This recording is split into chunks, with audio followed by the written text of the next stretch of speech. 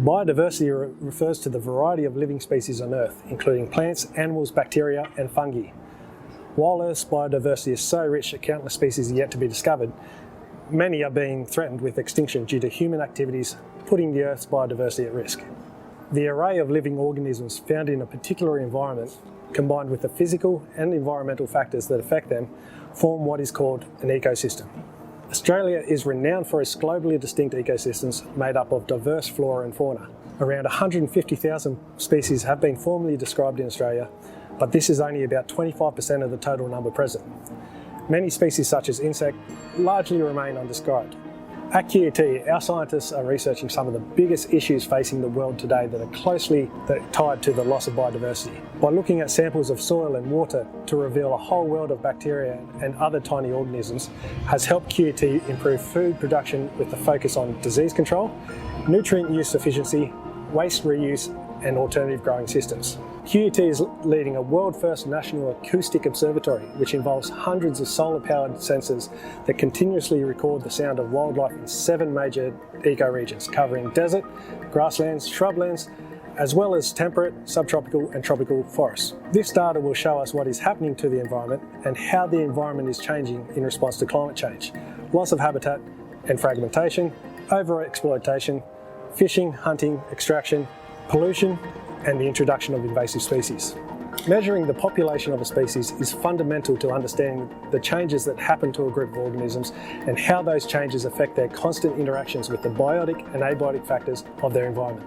The changes in population size are calculated by the Lincoln Index, which is a capture-mark-recapture technique. In the recent bushfires that devastated koala populations across Australia, QUT used a more accurate artificial intelligence system for estimating population size, monitoring a large tract of bushfire-affected area with drones to find the koalas and other wildlife that survived. Before decisions can be made about the management of an ecosystem, the types of environment and the biodiversity must be determined. Scientists use a formula called the Biodiversity Index to describe the amount of a species diversity in a given area. This accounts for both the number of different species and the abundance of each species among the ecosystem examined. These measures of biodiversity can be calculated at different levels of an ecosystem, identifying the diversity of producers at the bottom, as well as the apex predators at the top. They can also be calculated over different time scales called temporal scales, referring to day-night recordings or seasonal recordings of biodiversity. These differences can be accounted for by looking at the environmental factors that limit the ecosystem and keep it under control. Temperature and rainfall changes, along with the amount of food available, are key points that curb the growth of an ecosystem and species within it. Sampling of this data allows scientists to get an idea of the bigger picture in a manageable way.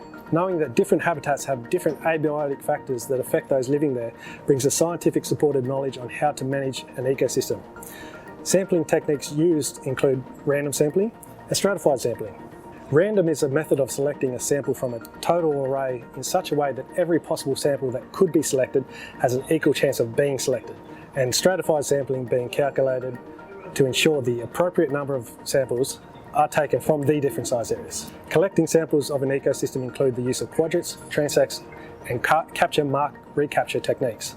All living organisms are classified based on basic shared characteristics. Characteristics such as physical traits, reproductive methods, and DNA sequences. Scientists use 2 types of diagrammatical representations to classify a species. A phylogenetic tree, which demonstrates how organisms have diverged from one another through evolution, and a cladogram, which shows all the descendants of a common ancestor. The oldest way of connecting organisms was through their physical traits, what they look like. Whereas today, the most modern research looks at how closely organisms are related through their genetics. In biology, there are always exceptions to the rule, even when determining if one organism is related to the other or not. Hybrid species that can reproduce and those that are infertile make an ecologist's job of classification all that much harder. A study by QUT ecologists has revealed 2 new species of Antechinus, a native carnivorous marsupial from southeast Queensland. The new species Argentus can be distinguished using unique features, having smaller molar teeth as well as an overall silvery grey appearance with much paler silver feet, drabber deep greyish olive rump than other Antechinus species. These characteristics prove the species is divergent genetically and forms a very strongly supported clade to the exclusion of all other Antechinus species. In your Unit 3 fieldwork assessment, you'll have looked at biodiversity within the species and ecosystems, as well as classification of organisms and species, along with sampling techniques. You collected first-hand data to investigate how measurements of abiotic factors, population numbers, and species diversity, and descriptions of species interactions can form the basis of a spatial and temporal comparisons between ecosystems. From this data, you have used classification keys to identify organisms, describe the biodiversity in the ecosystem, investigate patterns in relationships between organisms to provide an indication of the health of the system. Ecosystem dynamics looks at how ecosystems function with energy flow, populations and changes to the ecosystem, including how human activities impact such places. A QUT-led study is helping avoid seagrass loss, which provides shelter, food and oxygen to fish and at-risk species like dugongs and green turtles by predicting when coastal dredging was least likely to stress seagrass by pinpointing ecological windows for timing of dredging operations in these ports. The cycle of energy is based on the flow of energy through different trophic levels in an ecosystem, starting with energy from the sun being transformed and entering the cycle through photosynthesis. Energy is transformed from molecule to molecule in the biosphere before it is radiated into space as heat energy.